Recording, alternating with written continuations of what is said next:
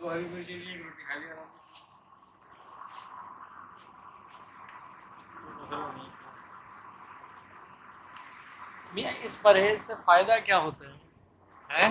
इस परहेज से फायदा क्या होता असल में जितने भी तरके जलाली करोगे ना आप, रूहानियत बढ़ती है। जितनी भी नूरी रूहानियत है ना, ये बदबूदार चीज़ों से नफरत करती है। अगर आप बदबूदार चीज़ें छोड़ देते हो, देखो नबी के रसूल हदीस है, आप सल्लल्लाहु अलैहि वसल्लम ने फरमाया कि जो कच्चा लहसुन और प्याज खाए वो हमारी मस्जिद में ना आए।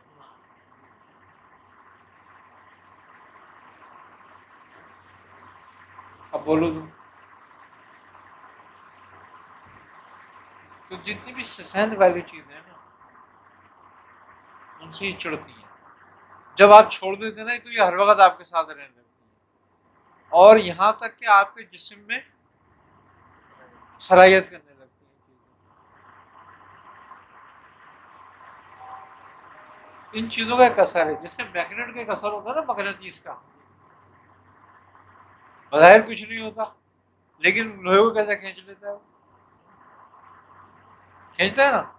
इसी तरीके से जब ये आपके साथ होती है तो उनका जो नूर है ना, वो आपके जिस्म में पेबस होता है, जज्ब होने लगता है। और जब वो जज्ब होने लगता है तो आपकी रूहानियत तरक्की करती है, बढ़ती है आगे, और फिर ये आपसे मानूस होते हैं। आई ना समझ में बात? तो जब ये आपसे मानूस होते हैं तो आपके मामला को सीधे करते हैं, बेहतर करते हैं। फिर ये आमिर से आमिर बना देते हैं आदमी।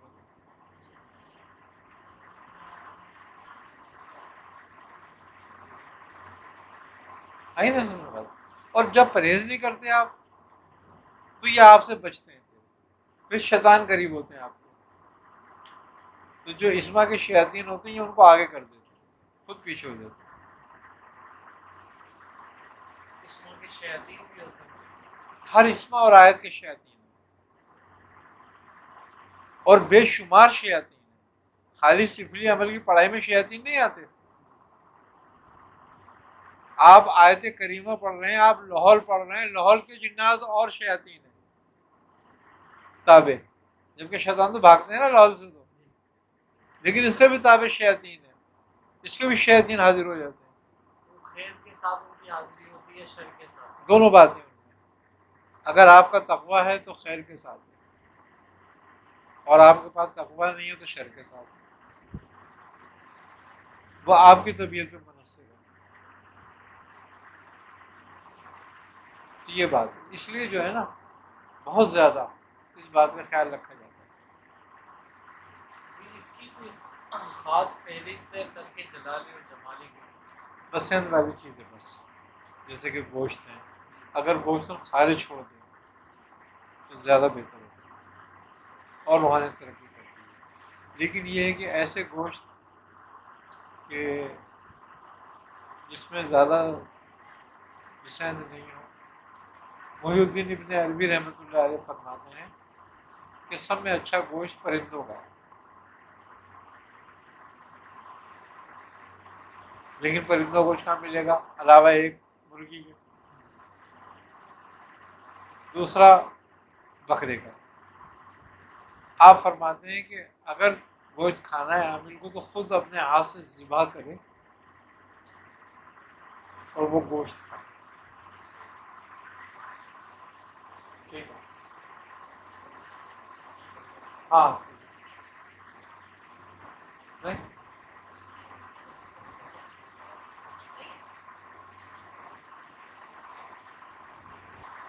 तो इस बकरे का जो गोश्त है ना, आप फरमाते हैं कि अपने हाथ से ज़िबा करके काट लो।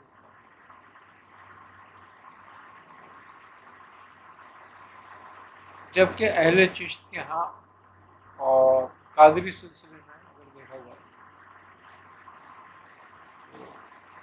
सब चीज़ों की ममानियत है। वो कहते हैं कि जब तक के आदमी अपनी मंजिल पूरी ना कर ले जब तक तर्क हैवानात में है, जब तक उसको यानी कि मंजिल पूरे करने से मुराद उसको कशूद है, जब तक उसका कशूद ना हो जाए जब तक वो तर्क में है। अब वो 20 साल में हो, वो 40 साल में हो, वो 30 साल में हो, वो 15 साल में हो, वो 10 साल में हो, वो 10 मिनट में हो, इससे मतलब है।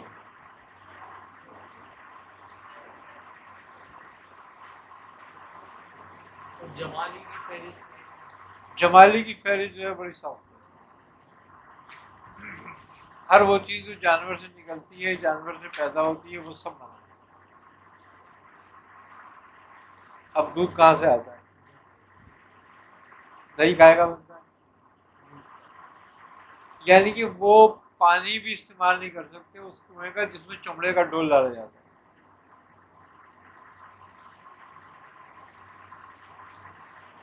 इसके अलावा जो अशिया फल फ्रूट वगैरह अशिया फल फ्रूट वो इस्तेमाल हो सकता है जिसमें छिलका है, और जिसमें छिलका नहीं है डायरेक्ट खाया जाता है उसको इस्तेमाल नहीं कर सकते क्योंकि उसमें मक्खी बैठती है। ड्राई फ्रूट भी वो इस्तेमाल करेंगे जो छिलके के अंदर हो, खुला नहीं।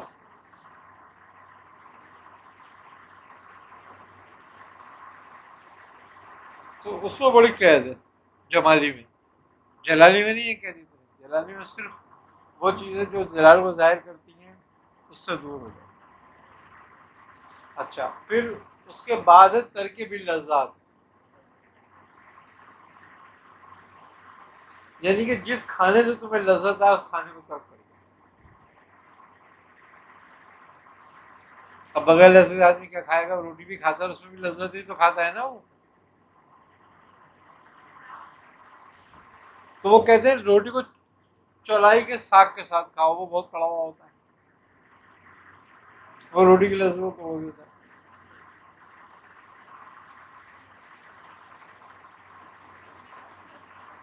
तो ये उससे ज्यादा खतरनाक है। क्या हुआ?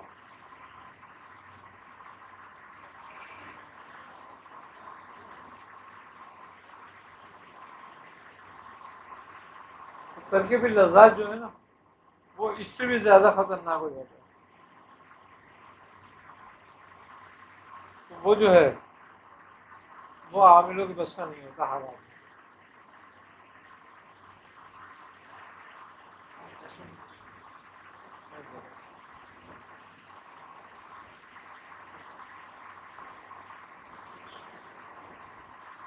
हाँ हाँ, है ना अल्लाह की। हाँ, अच्छा ठीक है।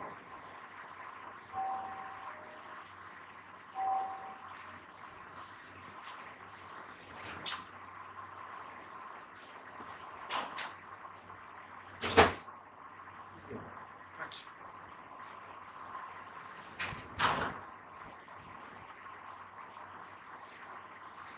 तो वो जो है ना तरके भी लज्जात जो है ना वो बड़ा मसला बनता है। और जयमाली तो बेहतर है कि आदमी जलाली में रहे, तो ये आसान सहल है। इसमें यह है कि आप दालें सारी इस्तेमाल कर सकते हो, आप सब्जी सारी इस्तेमाल कर सकते हो मूली को छोड़ कर, प्याज आप इस्तेमाल कर सकते हो भून कर। नबी करीम सल्लल्लाहु अलैहि वसल्लम ने फरमाया है कि प्याज को जब इस्तेमाल करो तल के करो, भून के करो, तो भूनने से इसकी सिसन बदबू चली जाती है। अच्छा, इसी तरह से लहसुन को अगर भून लिया जाए तो उसकी भी बदबू चली जाती है, लेकिन लहसुन से अवॉइड ही करते हैं। तो इसलिए जो है ना परहेज का बड़ा फ़ायदा है अमलियात में, ख़ास तौर पर रूहानियत में। अच्छा, ये परहेज मज़े की बात यह है कि खाली नूरी रूहानियत के लिए नहीं है, जो सिफली की रूहानियत है वो उस पर भी परहेज करते हैं। ये काम करने वाले भी परहेज करते हैं। अच्छा, मज़े की बात ये है कि सिफली में सबसे बड़ी ममानियत पता है काहे की है? शराब पीने की। शराब नहीं पिएगा। नहीं, बिल्कुल नहीं। मशहूर यही है कि जब तक शराब नहीं पीने अमल शुरू नहीं होगा। यही तो जाहिलों का काम है। जबकि उसमें सबसे पहले ममानियत इस चीज़ की जाती है। दो चीज़ों की सबसे ज़्यादा ममानियत है इस काम में, एक शराब की और एक औरत की, यानी कि अपनी बीवी से भी दूर है। और यही दो चीज़ें ज़्यादा मशहूर हैं। यही दो चीज़ें से ज़्यादा मशहूर हैं, इस बात के लिए बदनाम है ये।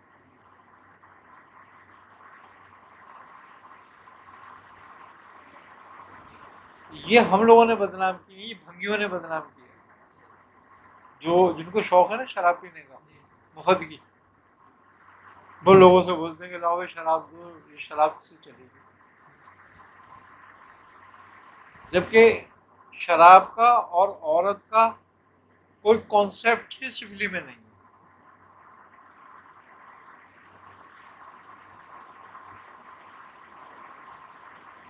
जितने मैंने इस सिफली के बड़े बड़े माहिर उस्ताद देखे, उन सब के ज़बाने यही बात सुनी। वो अपने बीवी बच्चों से दूर रहते थे और वो शराब से दूर रहते थे। ये वाला दोनों ही ले लो, दोनों ही ले लो, अब जो उनसे रखना होगा रख लो। तो वो सब यही कहते थे कि जो इससे दूर रहेगा वो कामयाब।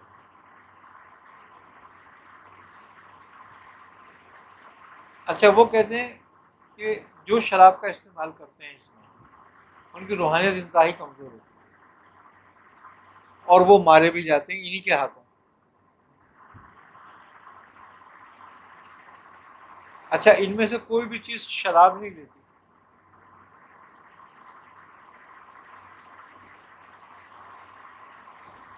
सबसे ज़्यादा मशहूर काली है शराब लेने में, कि काली के जो आमिल होते हैं वो सबसे ज़्यादा शराब लेते हैं। ये लेती नहीं शराब,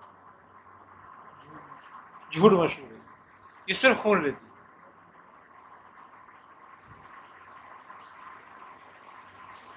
इंसान का या जानवर का? जानवरों का, बकरे का खास तौर पे, या मुर्गे का, काले बकरे का, काले मुर्गे का खून चाहिए। कितने ही आमिल मारे हैं इसने इसी बात पर खाली कि उन्होंने शराब रखी, खून नहीं था, आमिल को मार दिया।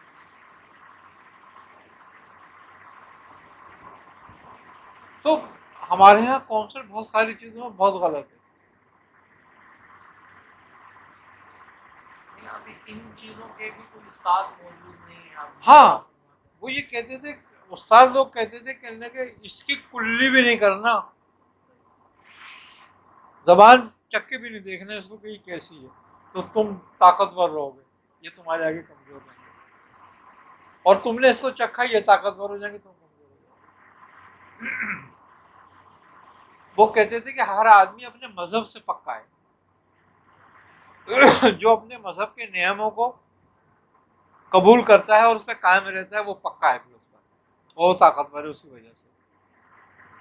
और जो छोड़ देता है वो कमजोर हो जाता है और उस पर फिर कोई भी हावी आ जाता है।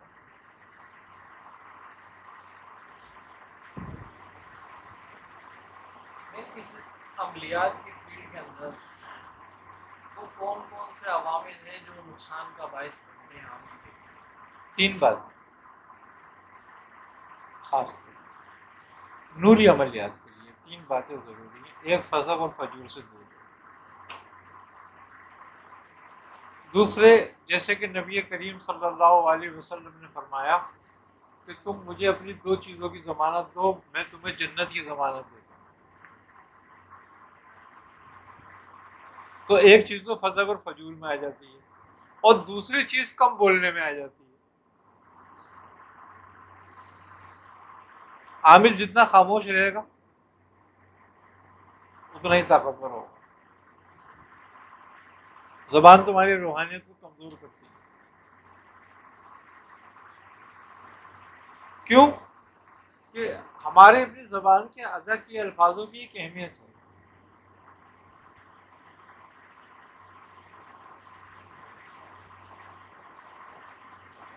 हम इस बात को नहीं समझते, हम कुछ भी कह देते हैं।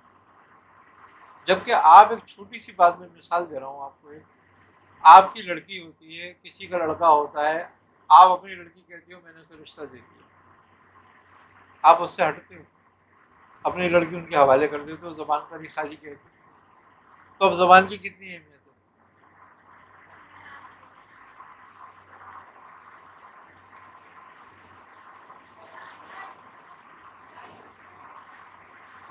तो आदमी की ज़बान की बड़ी अहमियत है। आप ला इलाहा इल्लल्लाह मोहम्मद रसूलुल्लाह ज़बान से कहकर ईमान लाते हो ना, तो तुम काफिर से मुसलमान हो जाते हो खाली ज़बान से अदा करने के बाद, तो ज़बान की कितनी अहमियत हो गई। अभी तुमने कोई अमल नहीं करा, अभी तुमने नमाज नहीं पढ़ी, कोई रोज़ा नहीं रखा है, अभी तुमने खाली ज़बान से कहा कि ला इलाहा इल्लल्लाह मोहम्मद रसूलुल्लाह मैं ईमान लाता हूँ अल्लाह, तो आप काफिर से मुसलमान हो जाते हो। ज़बान की ये अहमियत है। हम समझते नहीं ज़बान को क्या ही, हम टाएं टाएं टाएं टाएं टाएं टाएं लगे रहते हैं, तो ज़बान की रूहानियत ख़त्म हो जाती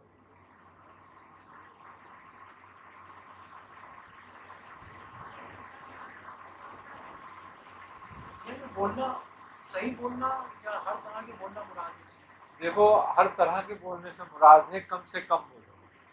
बाज़ लोग तो कहते हैं कि हर जगह सच बोलना भी फितना है। अब जब सब सच बोलना भी हर जगह फितना है तो फिर क्या है, फिर तो खामोशी रहना, आदमी बोले ही ना। जैसे ये वाइजीन है, मुकर्रिरीन है, इनके लिए भी यही पाबंदी होगी? वाइज़ीन और मुकर्रिरीन तो हिदायत के लिए बोल रहे हैं ना लोगों की, अल्लाह उसके रसूल का नाम ही ले रहे हैं ना, वो तो बैठ के, तो वो तो तुम कलाम पढ़ते रहो जितना चाहो अपनी ज़बान से, वो उसके जिक्र में आ जाए, जिक्र में है वो। लेकिन फालतू बैठ के जो बातें करते हैं, 4-4 घंटे चल हमसे निकाल लेते हैं बातें करते करते। ज़बान पे काबू रखना, एक फजक फजूर से दूर रहना, एक ज़बान से काबू रखना, और कोशिश ये करे कि ज़बान से कोई फैशन लफ्ज़ न निकले। अब अपनी नज़र को नीचे रखना, वो फजक और फजूर में ही आ जाता है वो तो। तीसरी बात ये कि खाली पेट रहना, कभी शिकम सैर होगा नहीं। रूहानियत का सबसे बड़ा एक असर ये भी है अफेक्ट, कि हम पेट भर के खाना खाते हैं।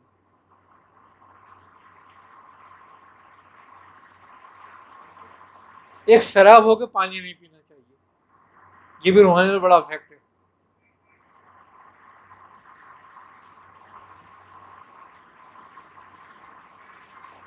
एक नींद भर के गाफिल सोना नहीं चाहिए।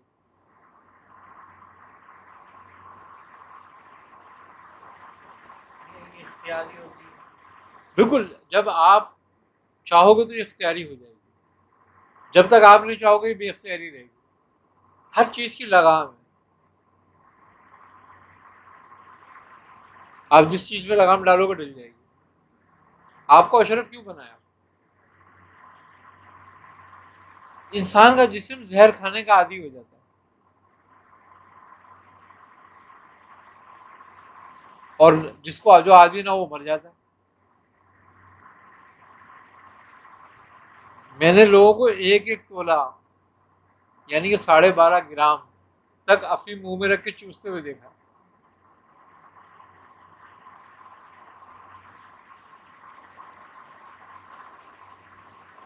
जबकि 12.5 ग्राम अफीम जो है ना 12 आदमियों को मारने के लिए काफी है।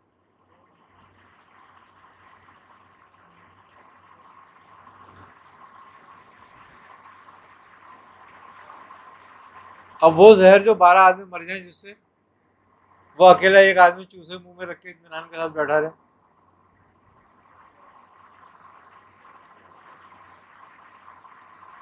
अब नस्वार खाने की आदत पड़ जाती है जिनको, एक दफा मेरी दाढ़ में दर्द हो गया,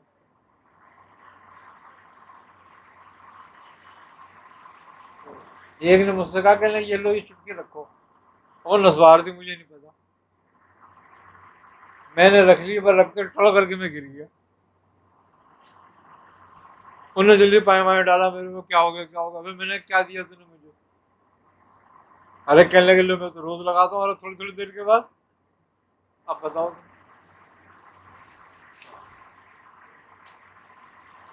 तो मकसद ये कहने का ये कि जैसी आदत डाल लोगे आप वैसी हो जाएगी। ये अब सोना, खाना, बोलना, फसक फजूल से दूर रहना। तीसरी बात, ये तो है रूहानियत को में अव्वल बातें रूहानियत की। तीसरी बात ये कि तुम अमल करो ना करो हर वक्त। पढ़ाई का तो एक वक्त होता है ना, हर वक्त तो नहीं करता आदमी, लेकिन हर वक्त उसमें गुम रहो।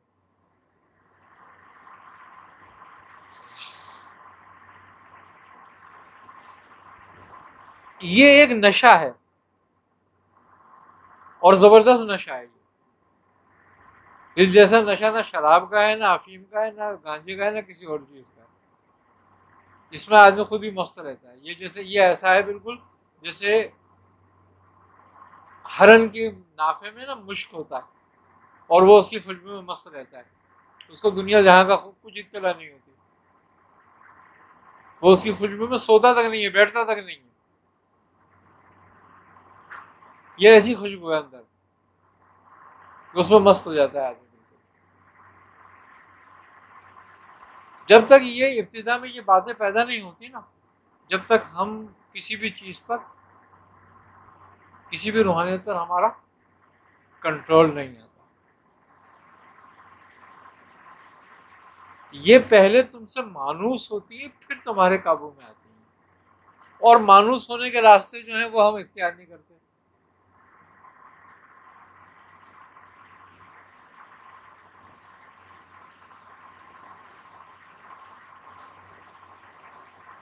अच्छा, ये जितने भी कुलिये हैं ये किसी एक रूहानियत के लिए नहीं है, ये हर रूहानियत के लिए।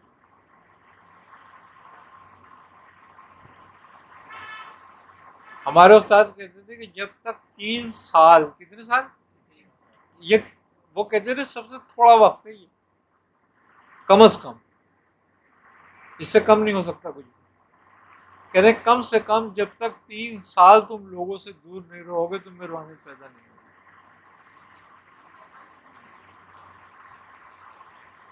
अपने माँ बाप, बहन भाई, बीवी बच्चे, दोस्त, अकारीब सबसे दूर हो जाओ, पहचानो मत 3 साल तक किसी को, तो तुम्हें रूहानियत इस्तेकाम पकड़ लेगी। फिर वो ये है कि जब बीज लग जाता है तो पौधा निकल आए तो फिर अपने आप बढ़ता है। और 3 साल जब तुम अलग रहोगे तो वैसी आदम बेजार हो जाओगे कुछ दिनों में।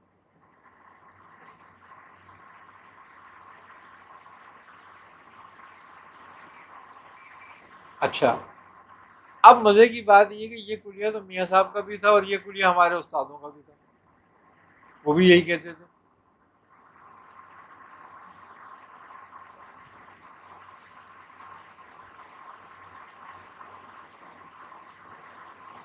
मेरी एक शख्स से मुलाकात हो गई, इंतकाल हो गया उसका, हिंदू था वो। ये केमाड़ी है ना, केमाड़ी, इस मंदिर में उसके खानदान वाले जो है ना पंडित हैं,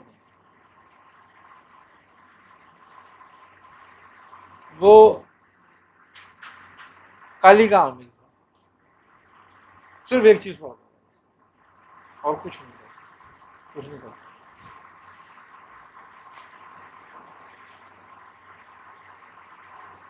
एक कमरे में बैठा रहता, कमरा बिल्कुल अंधेरा। मेरी मुलाकात किसी ने कराई थी उससे, पंडित था बंसीराम, ये था ना तुम्हारे क्या नाम है इसका, ये क्लिफ्टन के नीचे जो मंदिर है उसका पंडित था बंसीराम। क्या बताऊं तुम्हें कितना बड़ा था वो, जिस्म तो उसका ऐसा था, लेकिन कुल टोटल 4.5 फुट का था और 2 फुट किसकी दाढ़ी थी। हाँ, अबे मैंने कहा 2.5 फुट ही रह गया है ये, बाकी 20 को, अच्छा बाकी 20 को पूरा कर ले। तो बड़ा हंसा था और बड़ा कमाल आदमी था। हाँ, बड़े बड़े लोग उसके पैर पकड़ते थे। तो मुझसे कहने लगा चलो यार तारिक भाई तुम एक आदमी से मिलो। मैंने कहा, अबे कहाँ लेके जाएगा तो? तो कहने लगा चलो तो आओ, मैं तुम्हें मिलाता हूँ।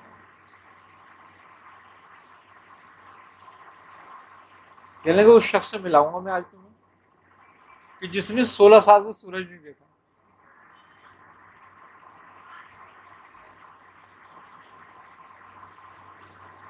मैंने कहा ये कराची है, पागल हो गया क्या तुम? तो कहना चलो तो तुम्हें मिला रहा हूँ मैं, फिर अभी चलते हैं देखो तो। मैंने कहा चल हम लोग चले। तो उसकी वजह से मुलाकात हो भी गई थी उससे। तो हम गए, जब जाके देखा वाकई, जब हम कमरे में गए तो खूब अंधेरा। अबे मैंने कहा कहाँ हो गया, यहाँ तो कुछ नजर ही नहीं आ रहा है। कहने थोड़ी देर के बाद आने लगेगा, क्योंकि रोशनी से आए भी हम लोग तो नजर नहीं आ रहा कुछ, लेकिन थोड़ी देर के बाद आ जाएगा नजर। अब मैंने कहा तो कमरे में है भी कोई नहीं है। कहने लगा हाँ बैठा हुआ यहीं पे।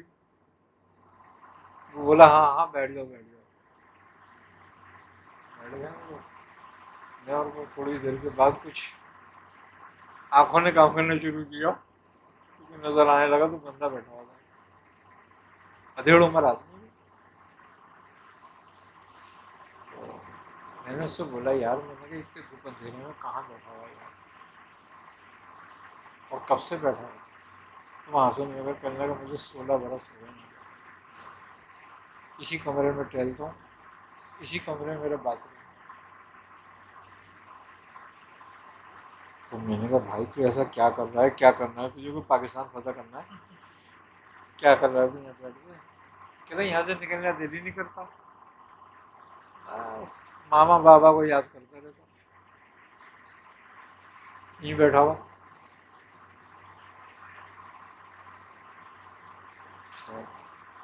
तो मैंने कहा भाई यार तू कुछ चला वरा कुछ तो जला? बोले नहीं कुछ नहीं, मैं कुछ नहीं जला, कोई रोशनी नहीं होती।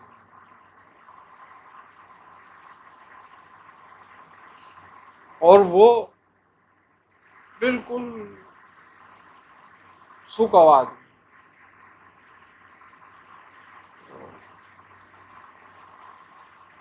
कहने लगा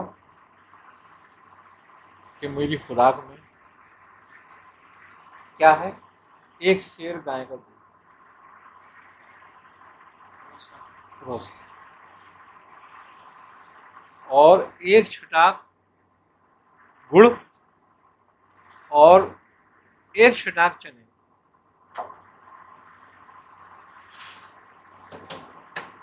मैं खाता हूँ और फिर एक सिर दूध पीता हूँ, आधा सिर दूध सुबह पीता हूँ और आधा सिर दूध शाम पीता हूँ, और ये खुराक मेरी सुबह और शाम है बस।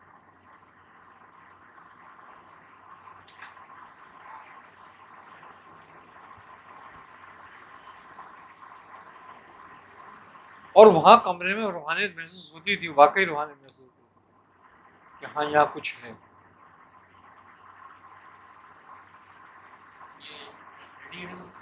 हाँ वो जो मंदिर है ना, वो उनका रिश्तेदार था। वो जहाँ आप गए थे वहीं हाँ के पास जो, हाँ हाँ वहीं कहीं कमरा था वो एक बना हुआ। ये सन, हाँ सन 80 की बात कर रहा हूँ मैं आपसे इस वक्त। तो कह रहा 16 साल हो गए मुझे इस कमरे में, और मैं जिस काम को सोचता हूँ ना किसी के लिए, ये मेरा भाई, ये जो है ना पंडित वंडित थे यहाँ पे, वो क्या करते थे, लोगों से काम लेते थे, क्या काम है, किसी का नाम वाम ले लिया, ये उसके पास चले जाता था कि बाबा ये काम नहीं हो रहा, ये देख ले। उसने कहा जा हो जाएगा अभी, वो उसी वक्त हो जाएगा, जा भी हो जाएगा, घंटे में हो जाएगा, 2 घंटे में हो जाएगा, जा बोल दो, बोले 2 घंटे में हो जाएगा, इतनी देर में काम हो जाएगा। तो वो खूब कमा खा रहे थे। उसके लिए भाई इतना ही था, वो कहता था मुझे और कुछ नहीं चाहिए।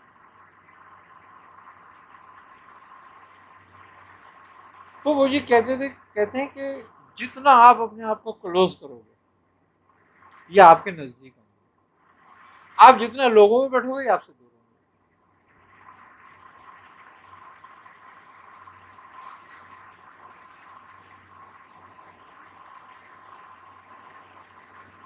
होंगे। एक सिंधी से मेरी मुलाकात हुई सिंध में एक दफा, वो सिर्फ क्या पढ़ता था, मालिक यौमुद्दीन।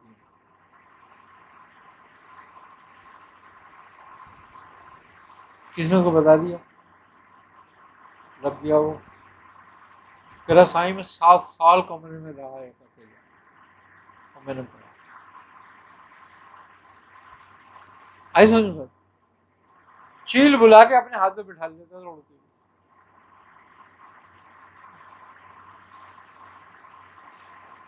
कह रहा मुझे इसके अलावा कुछ नहीं आता। कोई मेरे पास आता है, मुझे लिखना नहीं आता, मैं पर्चा फाड़ता हूँ, कागज दम करता हूँ, दे देता हूँ बंद करके, जा अपने पास रख लो, हो जाएगा काम, वो काम हो जाता है। बड़े बड़े वडेरे उसके पास आते थे। सिगरेट की पन्नी ऐसे फाड़ी उसने और ऐसे बस उसकी वो बनाई गोली, बड़ा दम करा, बोले अपनी जेब में रख ले, बच्चा जरा काम हो गया।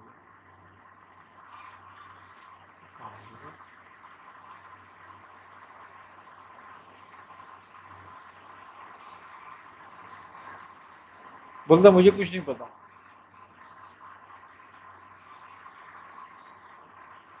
बस मैं अकेला रहता हूँ।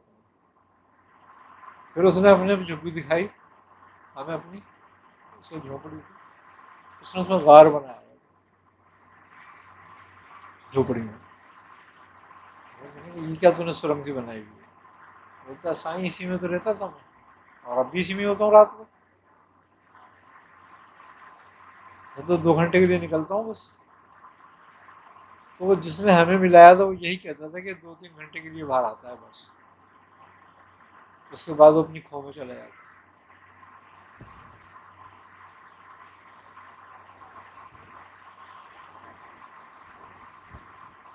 अब हम चाहते हैं कि हम सारे जमाने की लज्जतें भी उठाते रहें, तो मजे भी करें और लो वजीफा भी पढ़ लें, और फिर जब दम फूक करें तो वो काम भी हो जाए।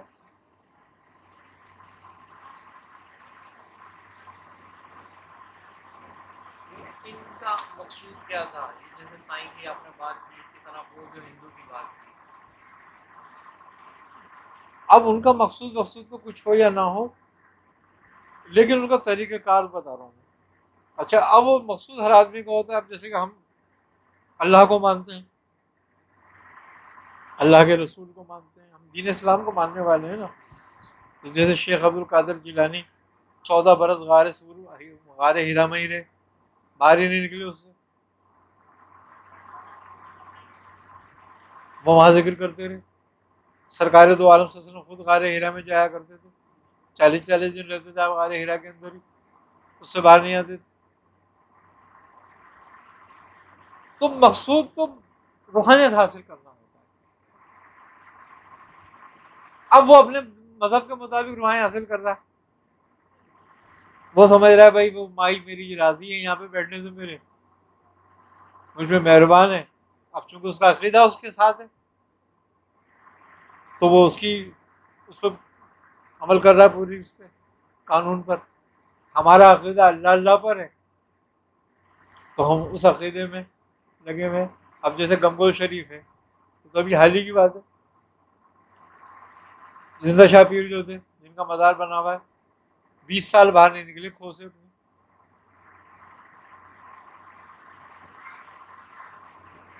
मज़ार बना हुआ है इनका, वहाँ खो है, आज उनका बेटा बैठा हुआ है उसमें, वो बाहर नहीं निकलता। हाँ, ये कोहाट की तरफ है। 20 बरस वो बाहर नहीं निकले, उनके पैर रह गए। 24 घंटे में कुरान की तिलावत होती है, वहाँ एक लम्हे के लिए भी कोई। हाँ, बड़ी रूहानियत है। वही मेरा मकसद है ना कहने का। इस तरीके से तकरीबन बुजुर्गों ने अपने वजाहत की हैं। हमने उनका इब्तिदाई हाल नहीं देखा, हमने इंतहाई हाल देखा। उनकी करामत इब्तिदाई हाल की नहीं है, इंतहाई हाल की है।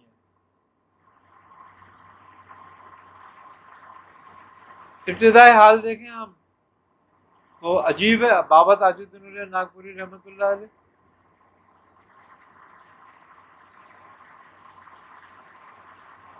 12 साल गार में रहे, जंगल में। 12 बरस के बाद फिर रोडों में फिरते रहे। 50 बरस के बाद उनको लोगों ने पहचाना।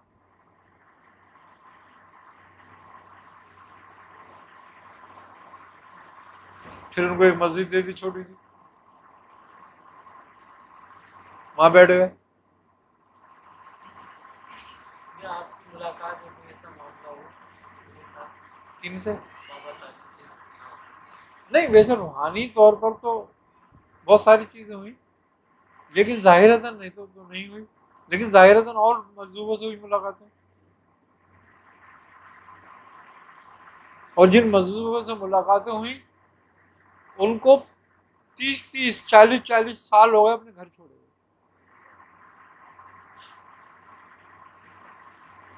और वो होश में थे।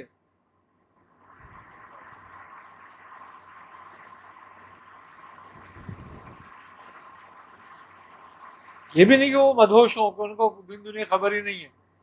लोगों के लिए वो दीन दुनिया खबर नहीं रखते थे, लेकिन खुद बड़े होशियार थे।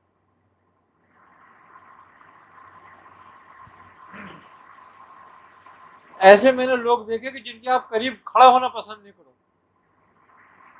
कि किस हालत में है ये, लेकिन उनके वजू नहीं टूटते थे।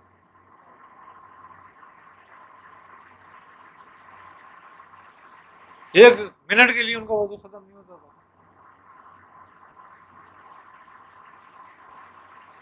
अभी मैंने उसको बोला, यार तेरी ये हालत, मैंने कहा यार असल तो वजू से है, मोमिन का हथियार वजू है, गुसल नहीं। गुसल तो जब जनाबत हो जब होगा, नहीं तो उसकी जरूरत नहीं है।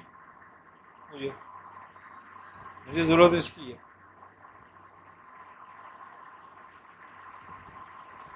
और वो बात भी कम करते थे, इतनी देर बात करते थे, कहते अबे यार फजूल बातें कर रहा है। काम की बात तो एक ही होती है, इतनी सारी बातें थोड़ी होती हैं। मकसद ये था कि इतनी सारी बातें करके मुझे गाफिल कर रहा है जिक्र से।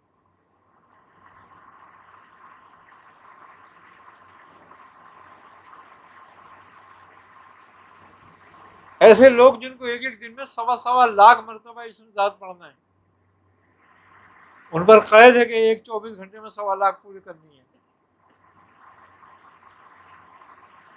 अब वो मुझसे कह रहा है यार मुझे, अबे मैंने कहा 18 घंटे में हो जाता, 6 घंटे तेरे पास है,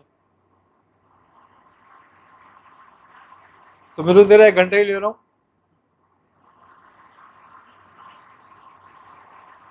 कहता तेरे पास बड़ी मंतक है भाई।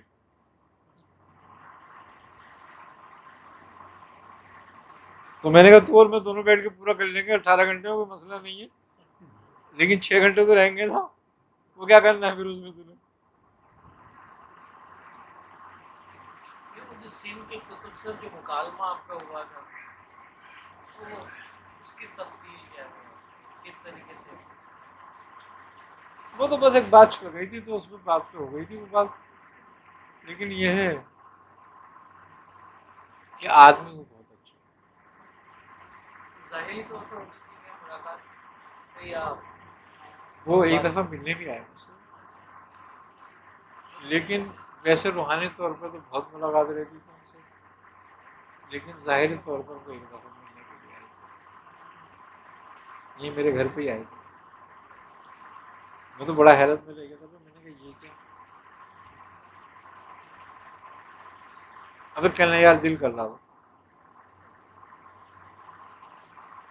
तो बाकायदा बैठ के चाय पी के खाना खा के गए थे। नाम क्या था? पता नहीं सिंधी पे कुछ नाम था उनका, हाँ समरन सरन पता नहीं ऐसी कुछ नाम था, मेरे जहन से निकल गया, काफ़ी ज़माने की बात हो गई है, तो सन 81-82 की बात। तो जब जो है परहेज का मैं खाता था। तो मूंग की दाल पक्की हुई थी, उस जमाने में चलगांव का चिल्ला काट देगा।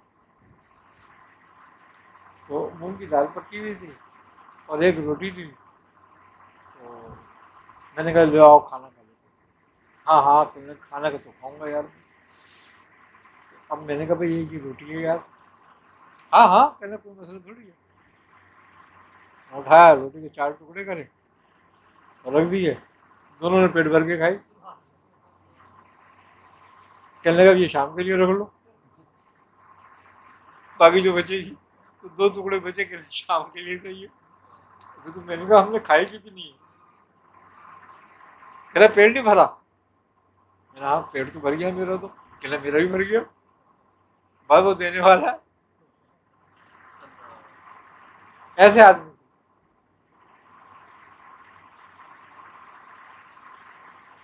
हमारी तो कैसे मदद लाती है। बहुत बुजुर्गों से,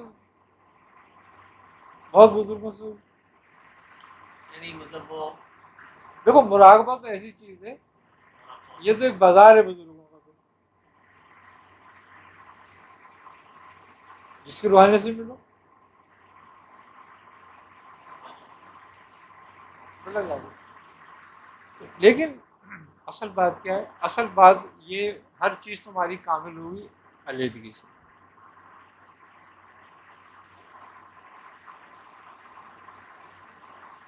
ये भी हो सकता है कि चंद घंटों के लिए अलग हो जाए इंसान। आप घंटों के लिए अलग, लेकिन उसके बाद भी अलग ही रहें। देखो बड़े बुजुर्ग कहते हैं दस्त बकारे दिल बयारे।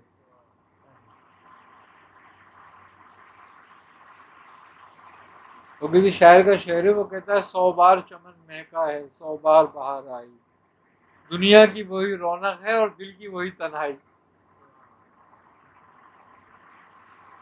तो दिल तना होना चाहिए, दुनिया नहीं। अगर दुनिया तना है और दिल में ख्वाहिश दुनिया है तो फिर क्या फायदा?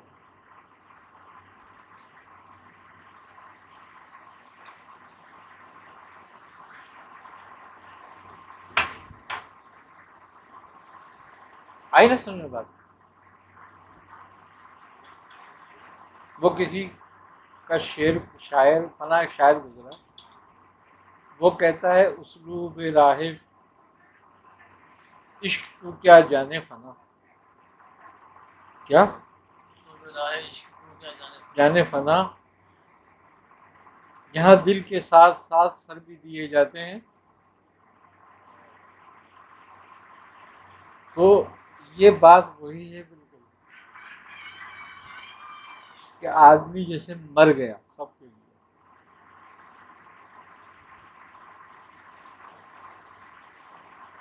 जब तक रूहानियत कामिल नहीं होती।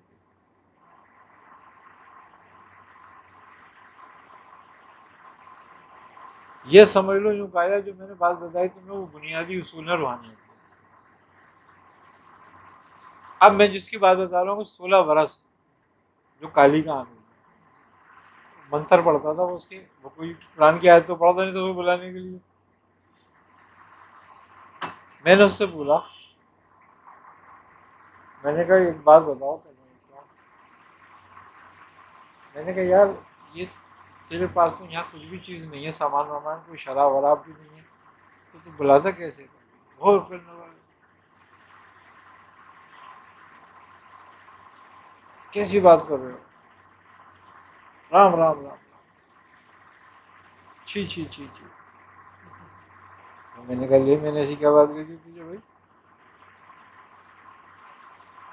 अरे बाबा ये तो मौत है, ये तो करना भी नहीं इस्तेमाल कभी। तो मैंने कहा सारे तो यही कहते हैं, कह रहे झूठे हैं, कज़्ज़ाब हैं।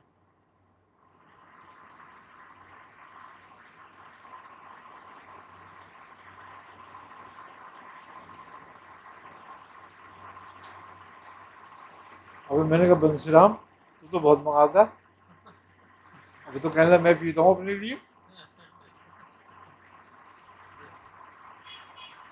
वो कहने लगा बंसीराम बाज आ जा, तू छोड़ दे ये सब कुछ। माई नहीं छोड़ेगी वरना तुझे मार देगी तेरी गर्दन।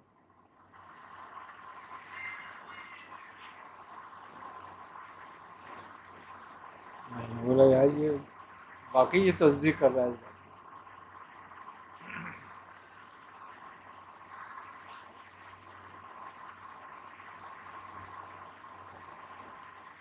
अब दूसरे जो गंदे हो गए, असल में इनमें एक ग्रोह है अघोर का, वो गंदे हैं सारे। वो शराब भी पीते हैं, इंसान का गोश्त भी खाते हैं, मुर्दे का गोश्त खाते हैं। वो अघोर तो बनता ही नहीं है जब तक वो मुर्दे का गोश्त न खाए और ना पेशाब न पिए। तो वो गंदे बहुत है, उन्होंने एक नया सिलसिला शुरू किया, वो अलग है। हमारे यहाँ भी तो बहुत सारे गंदे हैं। देखो ना मज़ारों पे बैठे चरस पी के नारे लगाते रहते हैं, भंग घोड़ के पीते रहते हैं। अब क्या कह सकते हो तुम उसमें? अली अली के नारे लगाते रहेंगे और भंग घोड़ के पीते रहेंगे। अब अली ने कहा है कि भंग घोड़ के पी के मेरे नारे लगाओ। तो बात इतनी सी है कि बहुत सारी मिस गाइड हैं लोग। आई ना समझ बात? खूबी की बात यह है कि आप मुख्तलिफ मज़ाहिब की स्टडी करो और मुख्तलिफ मज़ाहिब की रूहानियत की स्टडी करो। कोई एक मज़हब इसकी इजाज़त नहीं देता शराब की या ज़िना की, कोई भी एक मज़हब।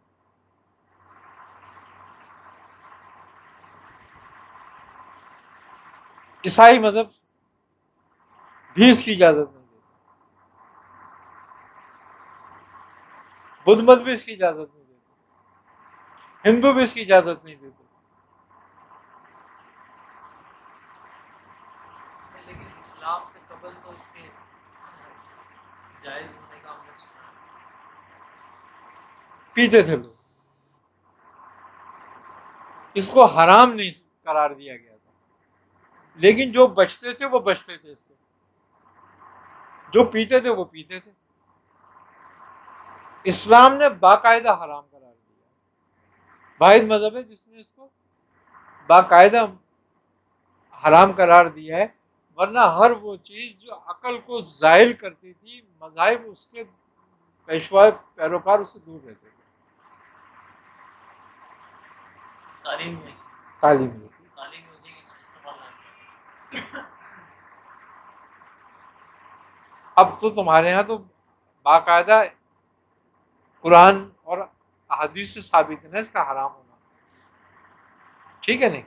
उसके बावजूद मुसलमान पीते हैं। अब जो शख्स उन मुसलमानों से मिलता होगा कि जो शराब पीते हैं, तो वो क्या समझेगा?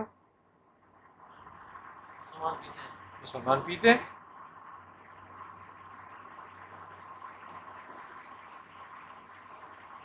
तो ये बात है। उसमें भी जो उस वक्त जो लोग पीते थे जब तक हुर्मत नहीं आई थी,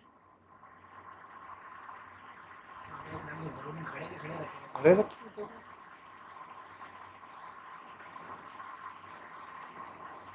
ये आम लोग अपना फैलाया हुआ मामला है। बिल्कुल अपना ही फैलाया, बिल्कुल अपना फैलाया। मौजूदा बाइबल के अंदर भी मना लिखा हुआ। हाँ हाँ। अच्छा, असल बात क्या है, एक कॉन्सेप्ट बना दिया लोगों के दिमाग में कि काला जो है ना, बगैर जिना किए, बगैर शराब पिए, बगैर गंदे काम किए हाजिर नहीं होता, बगैर नापाक रहिए। अब मैं बताऊं आपको, मेरी मुलाकात हुई, हम ये सन 1984 की बात है, मैं कोरंगी में रहता था।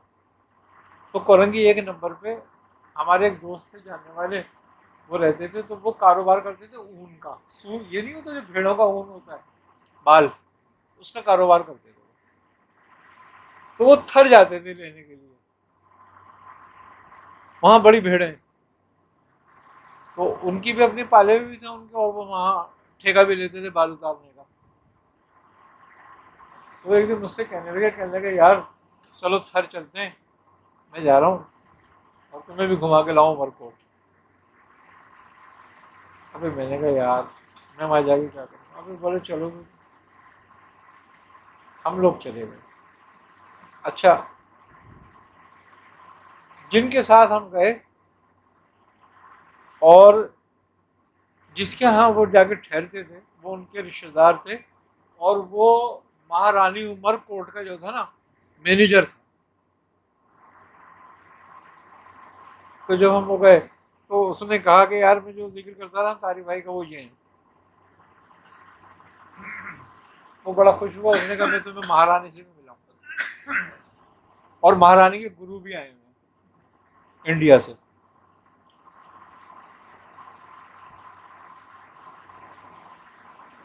खैर मैंने कहा अच्छा चलो, मैंने कहा मिल लेंगे कोई बात नहीं। एक दिन हम वहाँ रुके, दूसरे दिन वो हमें लेकर गया कहीं। हमने महारानी से मिलाया, हमें बड़ी वो अच्छी नफीस औरत, और उसने हमारी दावत करी कि आप शाम का खाना हमारे साथ खाओ और गुरु जी भी होंगे।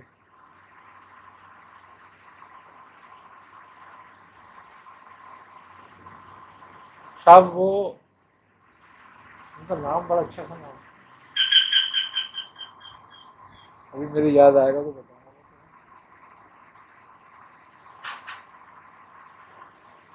वो रहने वाले थे बनारस के, काशीराम में जो सबसे बड़ा मंदिर है वो उसके पंडित थे, वहीं के गुरु थे। तो शाम को जब हमने खाना खाया वहाँ पर, तो उसने हमारे लिए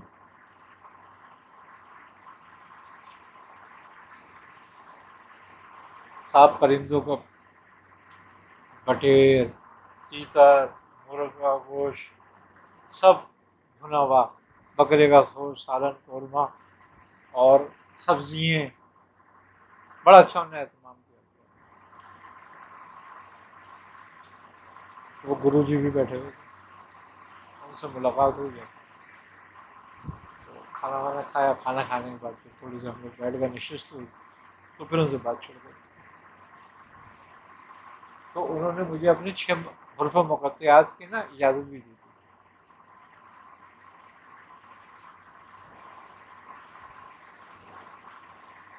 आदमी बड़ा काबिल था।